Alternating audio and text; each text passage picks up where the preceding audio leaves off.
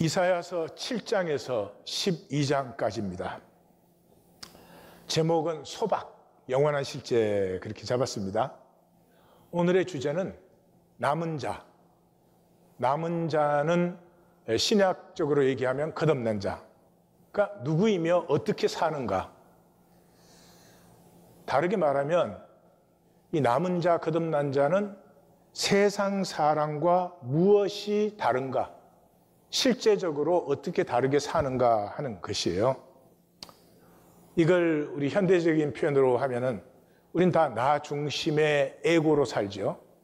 나 중심의 에고로 살지 않고 나 중심의 에고에서 자유하면, 그러면 그 삶의 모습은 어떤 것인가, 어떻게 사는가 하는 것입니다.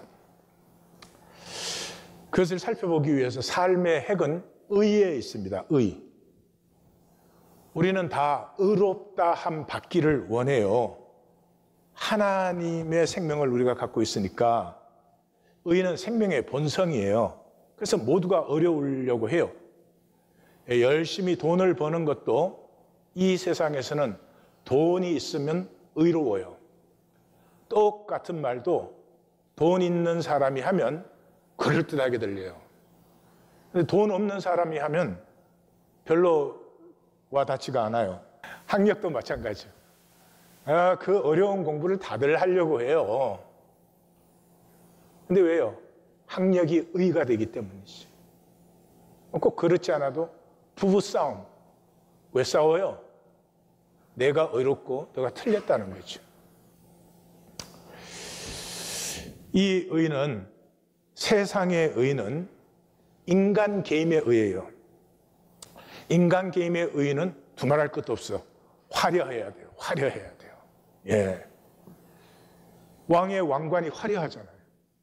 왕의 왕관을 지푸라기로 만들어놔. 그 왕관이 되겠어요? 안 되죠. 부잣집은 화려하죠. 예.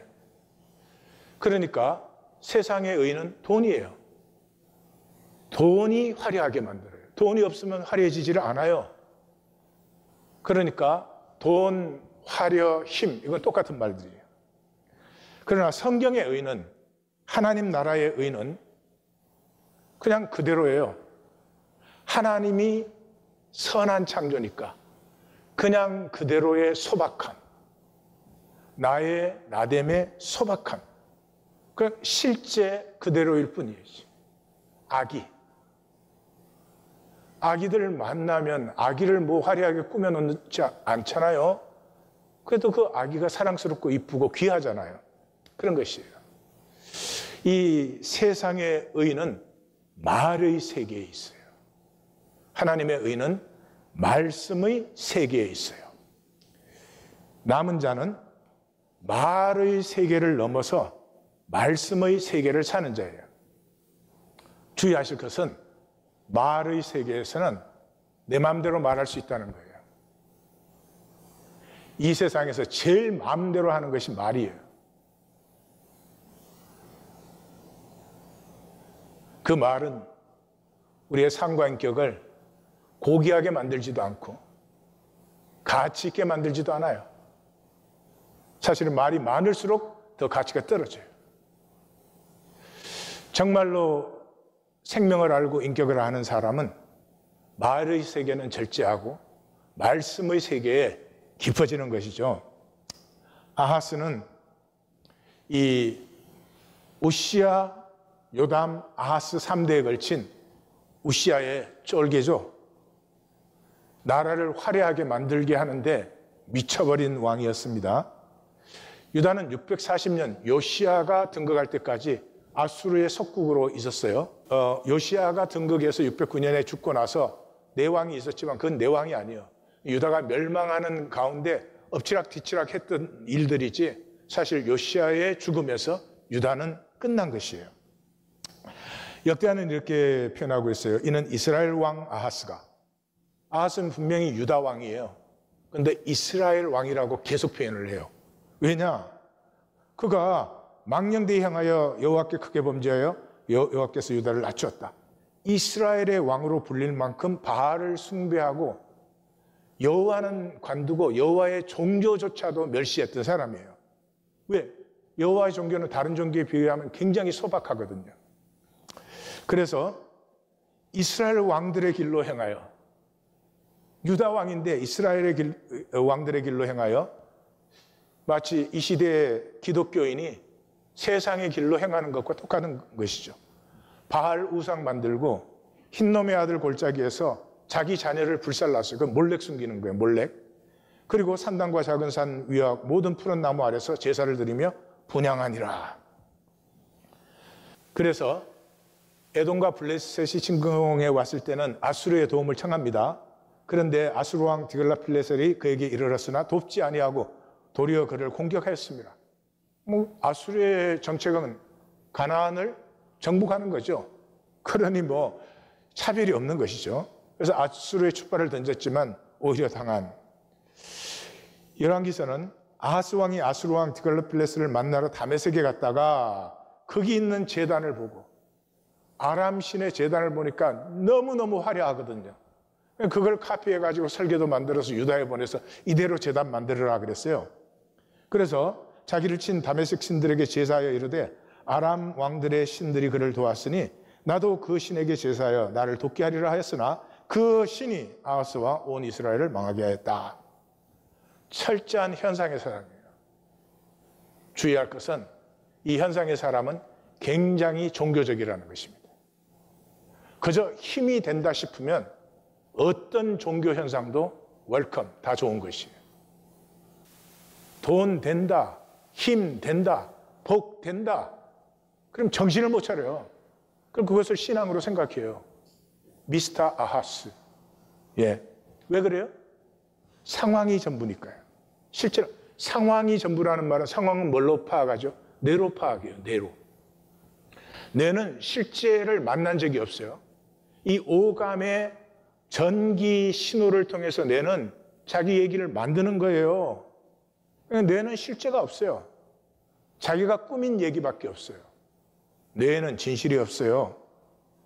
그래서 종교인은 뇌로, 머리로 말씀 생각하고 하나님 생각하기 때문에 하나님의 살아계심이 느껴지지 않아요. 하나님의 인격이 느껴지지 않아요. 종교인은 하나님이 살아계신다 다 알죠. 그런데 종교인은 언제나 하나님은 이렇게 불러내시면 깨어나는 사람. 그게 예배가 됐든 기도가 됐든 불러내면 깨어나시는 분이 하나님인 줄 알아요. 이 7장에서 9장 7절까지가 첫 번째 단락입니다. 오늘 세 단락인데 주제는 다 남은 자예요. 여호와 하나님을 버린 세상 가운데서 남은 자, 첫 번째 단락. 두 번째 단락은 멸망 속에 남은 자. 세 번째 단락은 구원 속에 남은 자. 그게 남은 자예요. 그래서 7장 1절에서 2절이 첫 번째 단락의 주제입니다. 사람의 말로 망하는 너희. 예, 세상, 말의 세계 속에 살고 있는 사람이에요. 그래서 1절 시작하자마자 우시아의 손자여 요담의 아들인 유다의 아하스 왕 때에 아람의 르신 왕과 르말리아의 아들 이스라엘의 베가 왕이 올라와서 예루살렘을 쳤으나 능히 이기지 못하니라. 결론이 딱 선포됐어요. 결론이 말씀이죠. 연합군이 침략했지만 이기지 못한다. 결론을 딱 밝혀줬어요. 그런데도 불구하고 2절에 가면 어떤 사람이 다윗의 집에 알려 이르되 아람이 에브라임과 동맹하였다 하였으므로 왕의 마음과 그의 백성의 마음이 숲이 바람에 흔들린 같이 흔들렸더라. 저는 요담과 아하스를 우시아의 쫄개라고 부릅니다. 우시아의 쫄개들의 불신으로 다윗의 집이 망하네. 다윗의 집은 하나님과 언약된 집이잖아요. 근데 상황이 발생하면 하나님과 언약은 온데간데가 없어.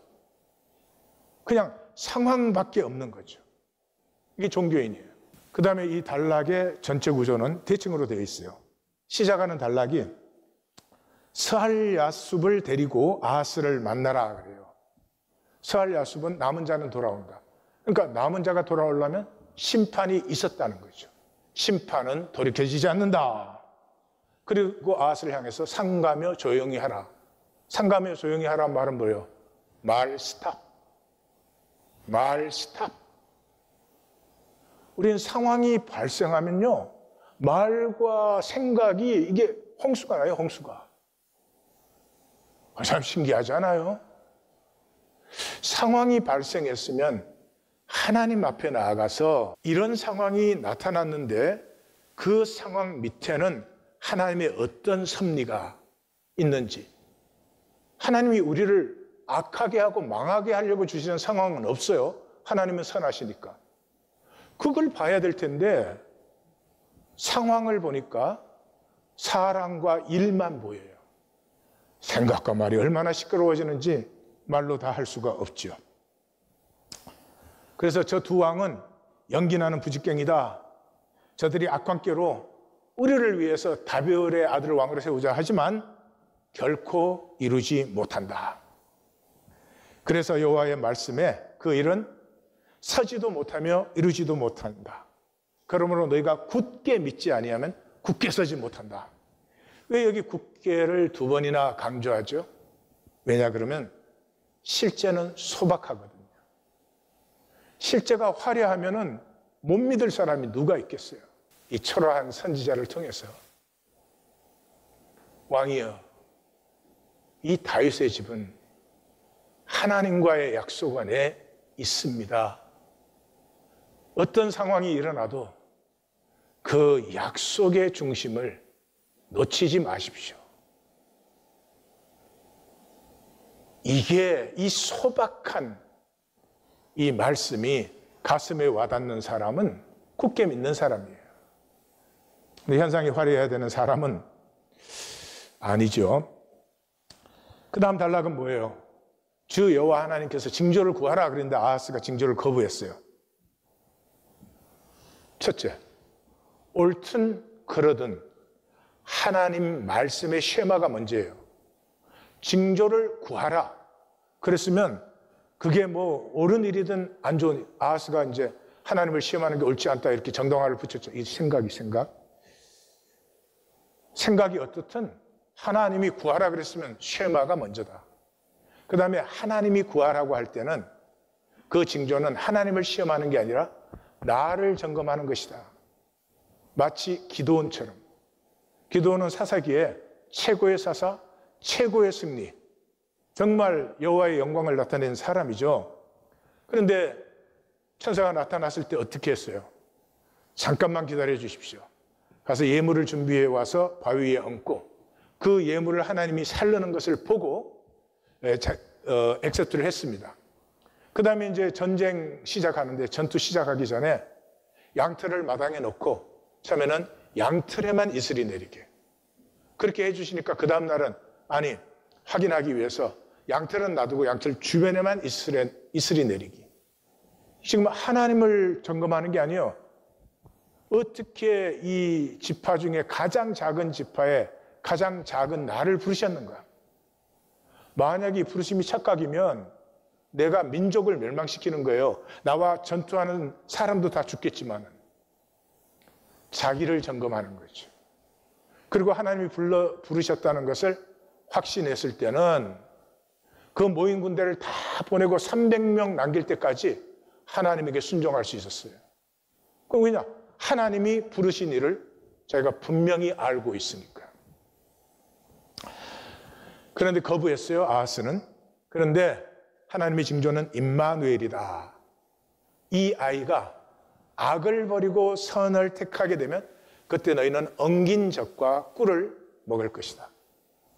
그리고 이 아이가 또 두 번 나오죠. 악을 버리고 선을 택하기 전에 악을 버리고 선을 택하니까 장성하죠. 장성하니까 히스기야가 등극하는 것이죠. 히스기야 등극 전에 이 두 나라는 멸망한다. 히스기야 등극 전에 아람 732년, 이스라엘 721년 둘 다 망했죠. 그러니까 여기 임마누엘은 히스기야예요. 기독교는 또 이것도 임마누엘 그러면 무조건 예수님이에요. 그 정답만 배운 사람. 그러면 이사야 선지 시대 사람들은 지금 하나님이 임마누엘 얘기하는데 아무런 의미가 안 되잖아요. 이거 앞으로 800년 후에 있을 일이야. 그동안은 아무도 이 말이 무슨 뜻인지를 몰라. 그래요? 아니에요. 하나님은 지금 그 시대 그 사람들에게 하나님의 말씀을 증거하는 거예요. 그리고 이 임마누엘은 히스기야예요. 그러나 이 말씀은 믿는 자의 가슴 속에 천천히 흐르는 실로아의 물이 돼서 계속 흐르면서 그 의미와 범위와 비전이 넓고 깊어지면서 이 약속이 완성된 자리가 예수 그리스도예요. 그 다음 단락은 뭐예요? 날이 6번 나오죠. 날이 6번 나오는데 에브라임이 유다를 떠날 때부터 당하여 보지 못한 날. 에브라임이 잘 살겠다고 유다에서 갈라져 나간 거 아니에요. 근데 그때로부터 당하여 보지 못한 날이 온다. 왜? 아수르 왕이 오는 날이니까. 그날은 파멸과 수치뿐이다. 그렇게 말하고 마지막 날, 마감 날이 찔레와 가시가 3번 나요. 그때 이 땅은 포도원, 농지, 목양지가 몽땅 찔레와 가시밭이 된다. 그리고 그 중심에 남은 자의 비전을 선포해요.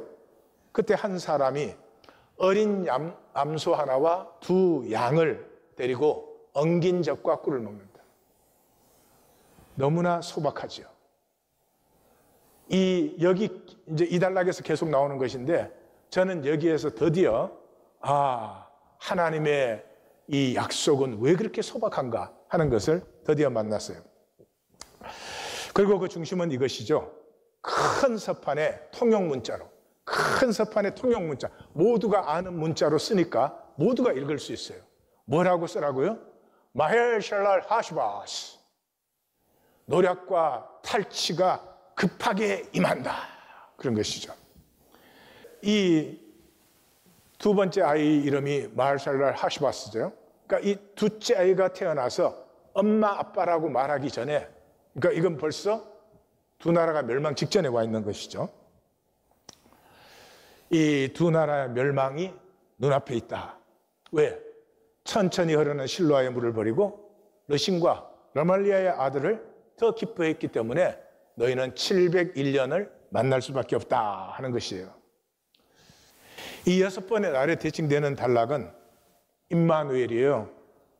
임마누엘이 뭐냐? 민족들아 함께 계획하라. 그러지만 패망이 3번 나와요. 끝내가 3번 나와요. 끝내 이루지 못해요. 왜요? 진짜 함께가 있으니까. 진짜 함께는 뭐예요? 하나님이 우리와 함께 하시기 때문에 너희의 함께하는 것은 패망한다. 그리고 여호와의 징조를 거부한 그 단락의 대칭 단락은 사람의 말을 따르기 때문에, 심지어 신접한 자, 마술사를 따라요. 그래서 여호와의 징조와 여호와의 말씀을 버렸기 때문에 선지자는 이 말씀을 봉함하라. 이 말씀이 반드시 이루어진다는 것을 역사가 볼 때까지 이 말씀을 간수해 두어라. 그리고 나는 야곱의 집에 대하여 얼굴을 가리는 여호와를 기다리노라 바라노라. 그리고 이 징조와 말씀을 버린 결과로 3번의 흑암이 선포됩니다. 환난의 흑암, 고난의 흑암, 심한 흑암. 이 흑암에서부터 피어나는 노래가 9장 1절에서 7절까지예요. 빛이 있으리로다. 해변의 갈릴리와 요단저평 이방의 갈릴리를 영화롭게 하셨다. 이게 그 노래예요. 1절에서 2절은 고통과 흑암이 지난 후, 3절에서 5절까지는 그래서 전쟁이 완전히 끝나버린 샬롬의 자리에 더 이상 군인들의 벗겨진 신발이 없는 그 자리에 한 통치가 나타나요. 생명의 통치가 나타나요. 이건 제가 설명할 차원이 못 돼요. 그래서 우리 한번 같이 읽어보겠습니다. 이는 한 아기가 우리에게 낳고 한 아들을 우리에게 주신 바 되었는데 그의 어깨에는 정사를 메었고 그의 이름은 기묘자라 모사라 전능하신 하나님이라 영존하시는 아버지라 평강의 왕이라 할 것임이라. 그 정사와 평강의 더함이 무궁하며 또 다윗의 왕자와 그의 나라에 군림하여 그 나라를 굳게 세우고 지금 이후로 영원히 정의와 공의로 그것을 보존하실 것이라. 만군의 여호와의 열심히 이를 이루시리라. 느껴지십니까? 제국의 통치는 얼마나 화려하고 힘이 있습니까? 근데 하나님의 통치는 한 아기, 그 한 아기의 순수한 생명이 피어난 통치, 그게 기술도 하고 온갖 조작도 하고 그런 것이 아니라 하나님이 창조하신 생명으로부터 피어난 통치가 이 땅에 이루어질 때가, 그럼 저절로 생각나지 않으세요? 벌거벗은 예수 그리스도가 학력도 경력도 이력도 내세우고 다른 사람에게 소개할 것이 아무것도 없는 이 단락에서는 대조가 나타나죠. 이사야의 아들들과 르신과 르말라의 아들, 여호와 하나님의 징조와 상왕의 징조, 여호와 하나님께서 임하시는 날과 아수르 왕이 오는 날, 젖과 꿀의 평강과 찔레와 가시, 전쟁이 거친 즐거움과 마헬 설날 하시바스, 임하는 잔혹과 이 고통, 천천히 흐르는 실로아의 물과 혁룡창이라여 목에까지 차는 물. 이 남은 자 쪽은 말씀의 세계죠. 말씀의 세계는 화려하지 않습니다. 그 자체가 능력인데 뭘 화려하게 꾸며요. 그냥 실제고 소박합니다. 그러나 이 르신의 아들들로 계속되는 멸망자의 사이드는 화려하고 힘이 있습니다. 이건 인간의 말의 세계입니다. 이 말의 세계가 어디서 나오죠? 이제 36장과 37장에 가면 나옵니다. 제국의 왕 사네립의 말. 사네립이 직접 말하지 않습니다. 권위가 있으니까요. 대리자를 보내고 친서를 보내고. 그러나 그 사내립조차도 소문을 듣고 인간 말에 멸망하고 말죠. 천천히 흐르는 실로아의 물. 실로가 뭐예요? 하나님의 임재예요. 여호와의 집이에요. 그래서 내가 처음으로 내 이름을 둔 곳이 실로. 발음이 시대에 따라서 실로아, 실로, 실로암 바뀌는 거지만 똑같은 실로예요. 그래서 창세기에 이 실로에 대한 예언이 뭐예요? 실로가 오시기까지, 실로가 올 때 유다를 통해서 하나님의 통치가 이루어진다. 그러니까 실로가 장소인데 왜 장소가 어떻게 오냐, 이런 사람은 좀 곤란해요. 실로는 하나님의 임재, 그러므로 인격이에요. 하나님의 임재가 나타나면 말과 상황이 사라져요. 상황이 발생하면 우리는 왜 그렇게 말이 많아지는지, 마치 그 말이 나를 구원하는 것처럼.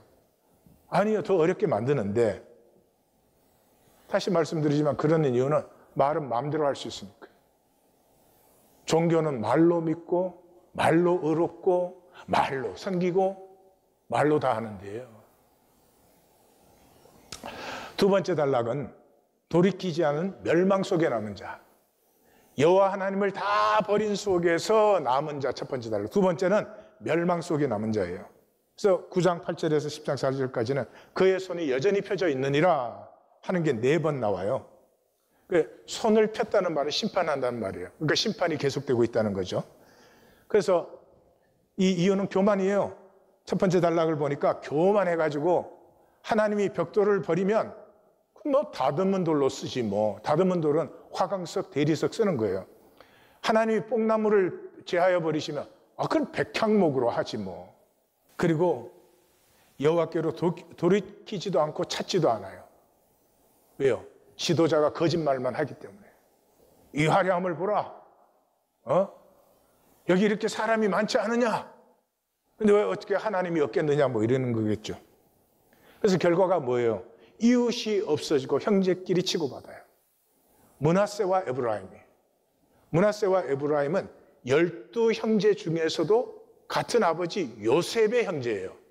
근데 이게 치고받고 싸운다니까? 그래서 결론이 7번째 화가 나타나요.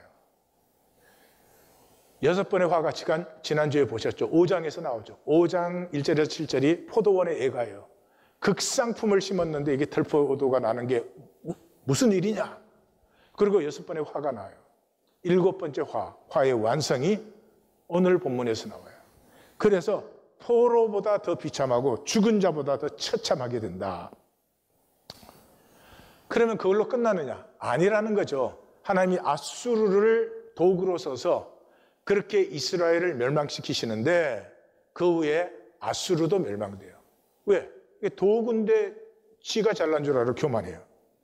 그래서 총 결론은 남은 자가 5번 나와요. 이 남은 자들은 누구냐? 사람을 의지하지 않고 여호와를 의지한다. 사람을 의지하지 않는다는 말을 의지하지 않고 말씀을 의지한다는 거죠. 그래서 바닷가에 모래같이 많을지라도 남은 자만 돌아온다. 남은 자만 돌아온다는 것은 파멸은 작정되었다. 그래서 이렇게 끝나요. 슬프지만 주 만군의 여호와께서 끝까지 행하신다. 왜 교만하죠? 화려하려고. 또 좀 화려한 것 같으면. 생명 가치는 몸으로만 피어나요. 몸으로 하는 것은 다 소박해요. 걷는데 뭐 화려할 수가 없어요. 그런데 이 화려하다는 말은 돈의 세상이죠. 화려하게 만드는 건 돈이니까요. 근데 제일 슬픈 건 저는 생각해 보면 이래요. 이제 자녀를 기르는데 몸으로 안 길러요. 잘못했다 그런 얘기가 아니라 세상이 몸으로 기를 수 없는 세계예요. 돈으로 길러요. 아이들에게 몸으로 아무리 잘해줘야 별로 고마운 줄 몰라요. 브랜드 네임 사줘. 나도 다른 애들처럼 비싼 학원에 등록시켜줘. 나도 다른 애들처럼 그런 거, 뭐, 랩탑 좋은 거, 뭐, 이런 건지 모르겠어요. 돈으로 양육할 수밖에 없어요. 돈으로 양육했기 때문에 이 아이들은 부모를 몸으로 공양할 수 없습니다. 착각하지 마십시오. 다 이제는 시대가 요양시설로 가야 됩니다. 왜 이런 세상이 되었죠? 가족조차도 몸으로 하나 될 수 없는 이런 세상이 되었어요. 돈으로 살면 살수록 인격은 전락되어져요. 모든 것의 무의식적인 기준이 돈이 이익이 되느냐 손해되느냐예요. 무슨 일을 하는데도 이게 돈이 많이 드냐 적게 드냐 그게 그냥 절대 기준이 되어 있어요. 가족이 뭘 같이 해도 가족이 이렇게 하는 것이 이게 얼마나 기쁘고 좋은 일인가 그게 관심의 중심에 있지 않고 어떻게 편을 써야 세일을 하나 뭐 그런 거. 세상이 그렇게 되어 있어요. 그래서 우리는 열심히 돈 벌어서 열심히 사는데 그 사이에 인격은 굉장히 전락되어 있어요. 전락이 될수록 화려한 게 좋아요. 싫은 일, 귀찮은 일, 손해되는 것, 어려운 것 전혀 안 생겼으면 좋겠어요. 이걸 전부 돈으로 감싸고 있어요. 얼마나 불행한 시대예요. 가치는 몸과 시간으로 피우는 것이에요. 1820 데일리 브레드는 청정대예요. 1820 데일리 브레드에서는 돈을 쓸 이유가 없잖아요. 돈 안 써도 되잖아요. 여러분, 돈의 관계는 관계가 아니에요. 부부라 할지라도 돈으로 맺어져 있으면 부부가 아니에요. 돈의 관계는 관계가 아니에요. 남은 자는 누구예요? 예수님의 말에 의하면 친구가 있는 자예요. 예. 하나님이 아브라함을 내 친구라 그랬잖아요. 예수님은 제자들을 보고 내 친구라 그랬잖아요. 친구는 모든 관계의 열매예요. 부부 사이가 됐든지 부모 자식 사이가 됐든지 친구 사이가 됐든지 친구가 돼야 돼요. 친구라고 하는 것은 목적과 계산이 있으면 친구가 아니에요. 그건 참 불행한 게 사실은 생각해 보면은 친구라는 건 그냥 만나면 좋은 거예요. 그냥 얘기하면 좋은 거예요. 때로는 싸우고 지지고 볶고 하면서도 뭔가 그냥 내 자신일 수 있는 편안함이 있는 것이죠. 1820 데일리 브레드는 친구가 사라진 세상에서 친구를 가꾸는 데예요. 그게 종교행위 하는 데 아니에요.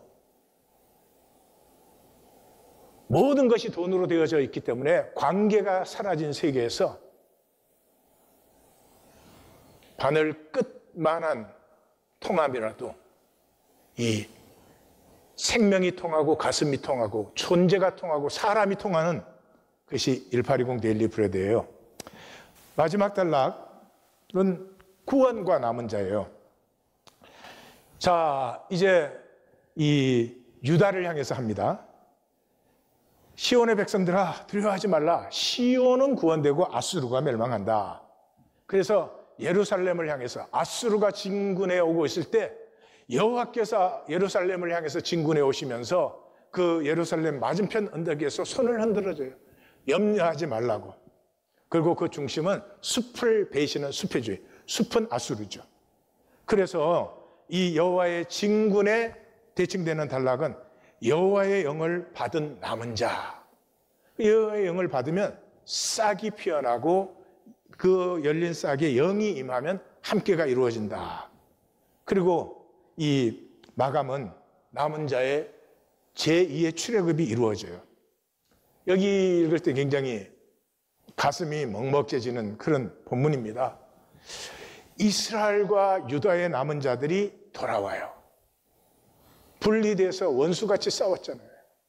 근데 하나가 돼서 돌아와요.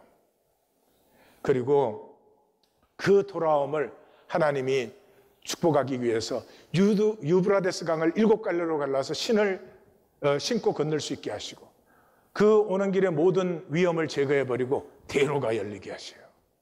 여기에를 보면은 주어 여호와 하나님이 계속 나와요.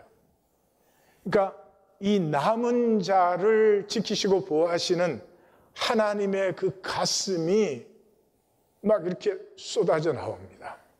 그래서 이 본문을 읽을 때는 정말 가슴이 먹먹해지죠. 여호와 하나님께서 돌아오게 하신다. 모으신다. 화해케 하신다. 주권을 회복시키시고 신을 신고 강을 건너게 하시고 출애굽같이 당당하게 나오게 하신다. 이게 핵심이 이제 11장 1에서 10이에요. 그걸 한번 거기는 자세히 보면은 주제가 현상적 판단이 소멸되고 현상적 판단이 소멸되면 모든 적대성이 소멸된다는 거예요. 그래서 시작이 이새의 줄기에서 한 싹이 나며 그 뿌리에서 한 가지가 결실. 왜 이새의 줄기예요? 다윗 왕국 이전에. 지금 유다가 무엇에 자꾸 시험에 들어요? 다윗 왕국을 재현하려고 해요. 그때는 화려했으니까. 그때는 어려운 일 없었으니까. 그런데 하나님은 다윗 왕국은 그 시대에 필요했던 것이고 너희가 꿈꾸는 것은 그런 소왕국이 아니죠. 그래서 어디로 가버려요? 다윗이 이새의 아들일 때. 그때가 언제예요? 16살의 소년으로 아버지의 양을 지킬 때. 그 골리앗을 보고 어떻게 이 할례 없는 백성이 감히 여호와 하나님의 군대를 모욕한단 말인 거야. 너는 칼과 창으로 내게 나오지만 나는 만군의 여호와의 이름으로 너에게 나아간다. 내가 오늘날 알게 되리라. 전쟁은 여호와께 속한 것이다. 이 전쟁 나갈 때 17살. 17살 소년의 청정한 가슴. 양을 지키며 공과 사자가 나타났을 때 함께 해주신 그 하나님. 자기의 존재 자체로 알고 만나고 사랑하는 하나님. 그것이 이스라엘의 약속의 뿌리지. 다윗이 다른 나라 정복해가지고 세금만이 거둬들 때 그게 다윗의 왕국의 뿌리가 아니다 하는 거죠. 이새의 줄기에서.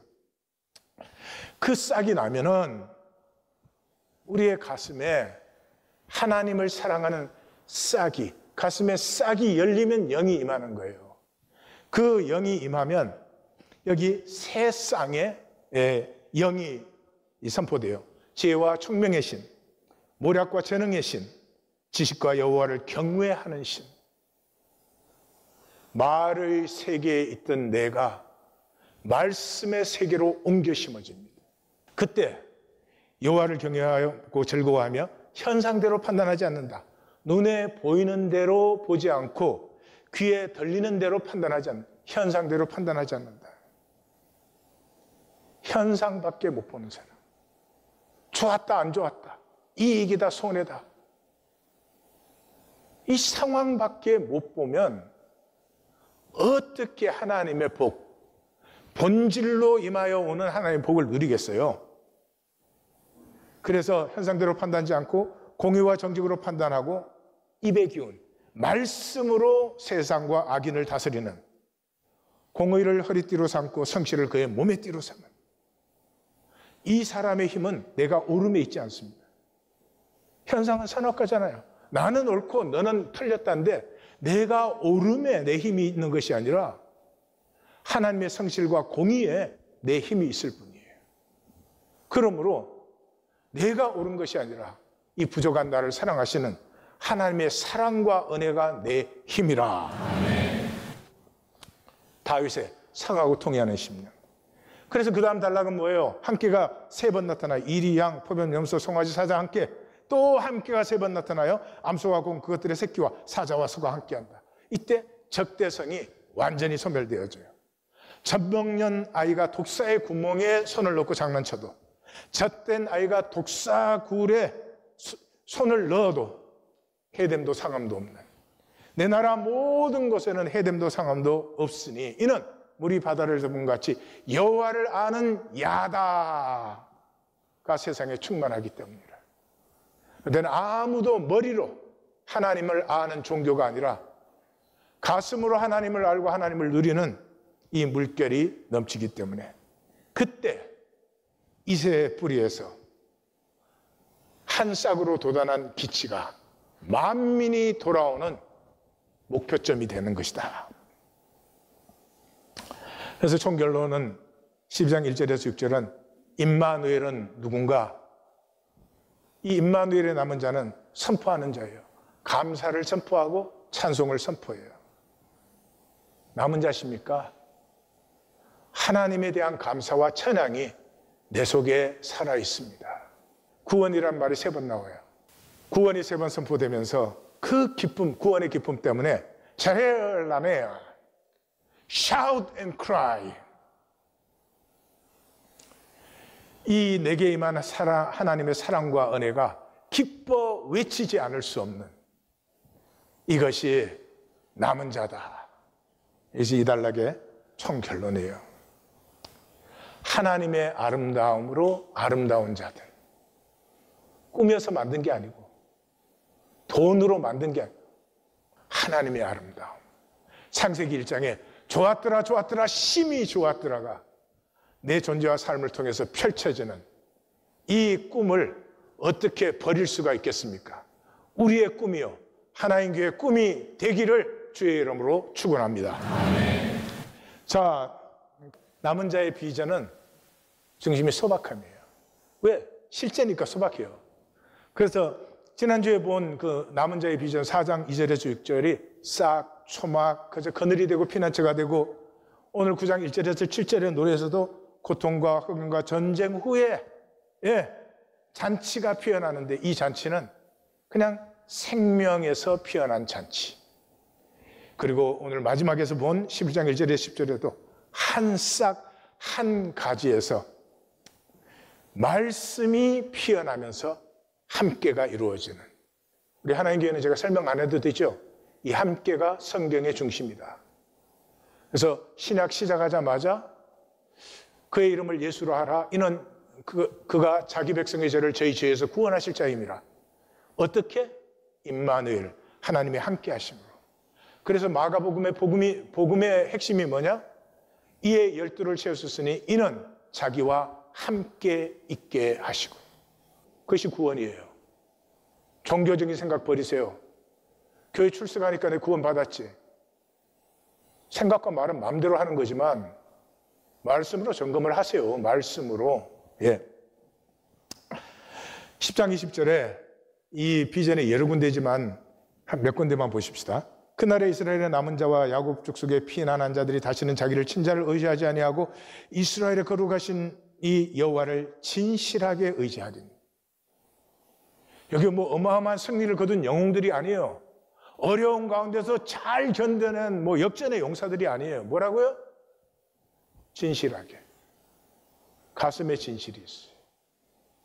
어쩌면 남은 자는 신앙으로 잘 살지 못할지도 모르겠어요. 그래서 하나님 앞에 상하고 통회하는 심령이 더 깊어서 가슴에 진실이 깊어진 자. 그러나 여호와께서 기다리시나니 이는 너희에게 은혜를 베풀려 하시며 일어나시리니 이는 너희를 긍휼히 여기려 하심이라. 대저 여호와는 정의의 하나님이시라. 그를 기다리는 자마다 복이 있도다. 기다림이 있는 사람. 내가 무엇을 기다리고 있는지 한번 점검하십시오. 저는 매일의 기도 속에서 제 가정과 제가 섬기는 교회에 하나님이 임하시기를, 하나님의 임재가 선명해지기를, 그것이 소원이에요. 오늘 당장 해보세요. 말씀으로 수는 한 사람 한 사람 생각해 보세요. 얼마나 하나님이 귀하게 여기시고 자기 생명을 아끼지 않고 십자가에 목숨을 내어준 그 사람을, 그 영혼을 도대체 내가 뭔데 내 박스에다 그 사람을 갖다 맞히느냐 이 말이죠. 소박은 모습이 아니에요. 소박한 영이 정도 있었잖아요. 헨리 포드가 19세기 사람이에요. 일화가 유명하죠. 헨리 포드가 런던에 출장을 가면은 그냥 뭐 이렇게 삼류 호텔에 들어가고 식당도 싸구려에서 먹어요. 헨리 포드의 아들이 이 런던 출장을 가면 인류 호텔에 들어가고 인류 식당에서 먹고 수행원도 수십 명을 데리고 가요. 그래서 기자가 물었어요. 아니, 당신은 헨리 포드가 아닙니까? 포드 회사의 이 회장이 아니십니까? 근데 어떻게 이렇게 수수한 식당과 호텔에 주무십니까? 그러니까 헨리 포드가 딱 한마디로 대답했어요. 나는 헨리 포드니까요. 헨리 포드니까 삼류 호텔에 들어가도 나는 헨리 포드예요. 근데 아들은 헨리 포드가 아니지. 헨리 포드의 아들이니까 인류 호텔을 들어가야 되고 얼마나 돈이 많은지를 과시를 해야 되는 거죠.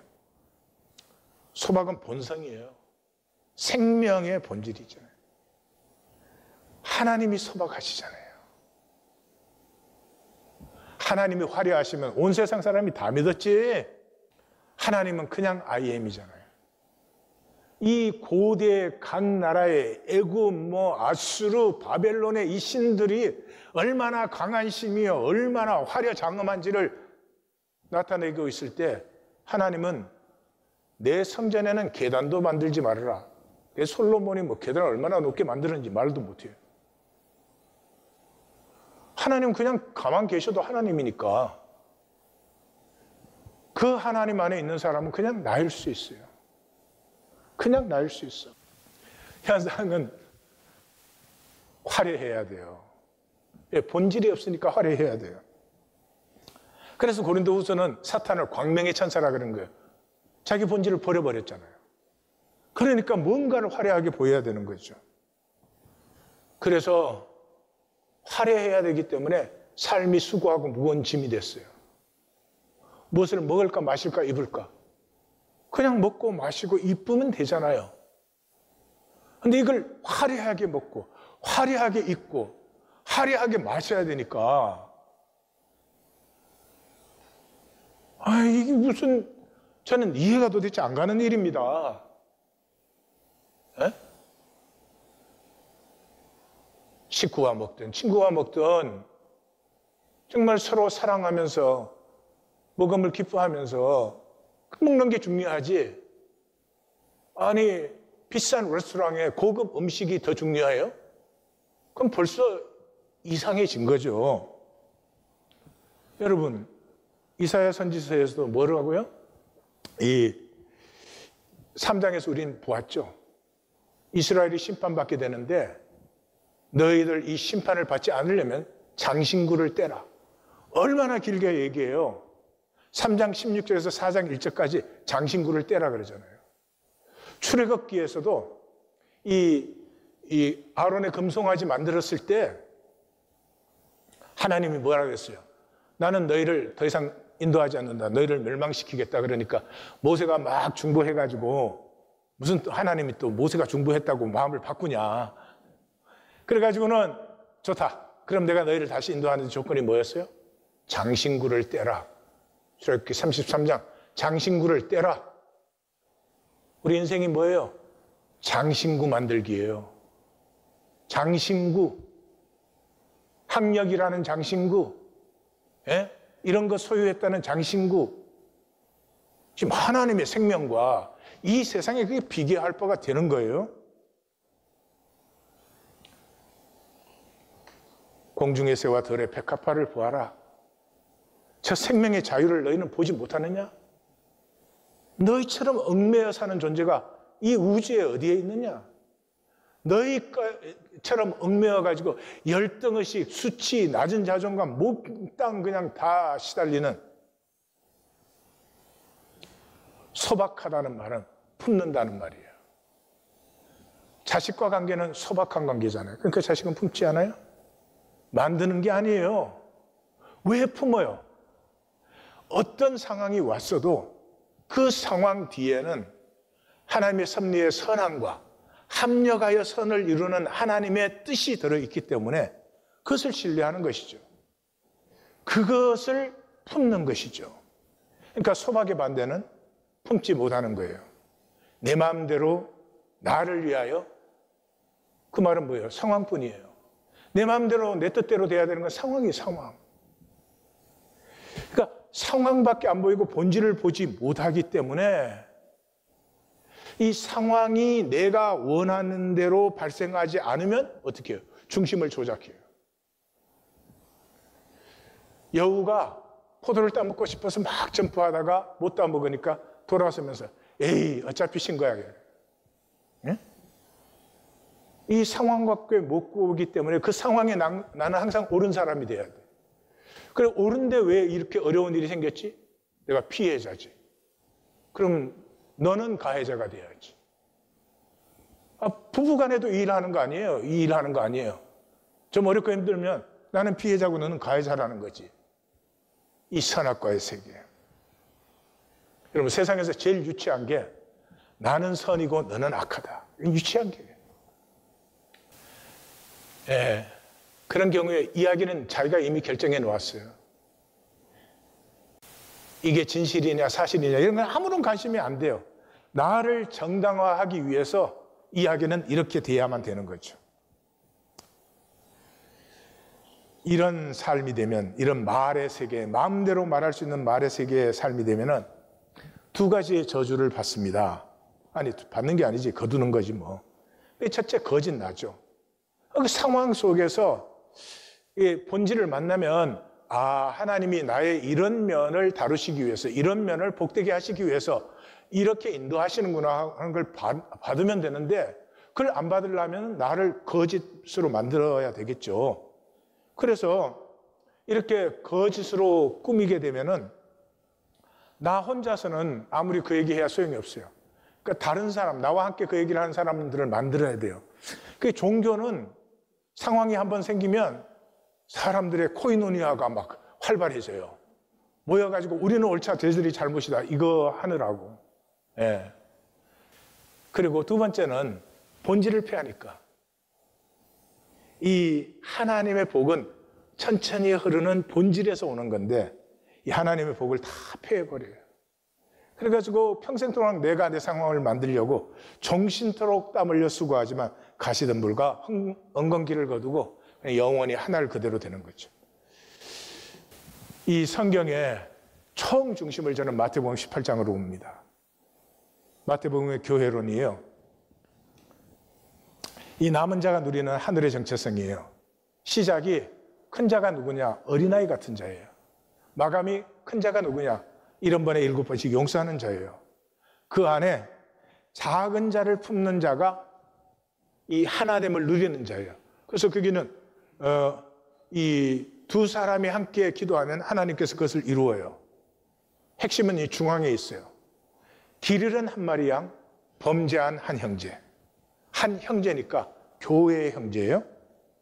길 잃은 양 한 마리를 찾기 위해서 99마리를 산에 두고 그럼 버린 거예요. 말의 세계, 현상의 세계에서는 있을 수가 없는 일이죠. 한 마리를 찾으려고 99마리를 버리냐고. 그게 생명의 세계죠. 집에 어린아이가 죽어가요. 집에 안에 재산을 다 버려도 그 아이를 살리려고 하죠. 아니, 살릴 가능성이 없어도 살리려고 하죠. 이게 생명의 세계예요. 그래서 범죄한 한 형제가 있으면 그 사람만 상대하여서 권고하라. 그 사람만 상대할 수 있는 건 뭐예요? 그 사람의 범죄가 사실이니까. 자기가 그것을 분명히 알고 있으니까. 그리고 그 사람만 상대하여서 권고하려면 얼마나 많은 기도를 하고 가겠어요. 그래서 말을 안 들으면 두세 정인을 세워라. 두세 정인을 세운다는 건 그것이 실제인 것이죠. 그래도 안 들으면 교회가 권면하고, 교회가 권면해도 안 들으면 그 사람은 하나님의 영이 있는 사람이 아니다.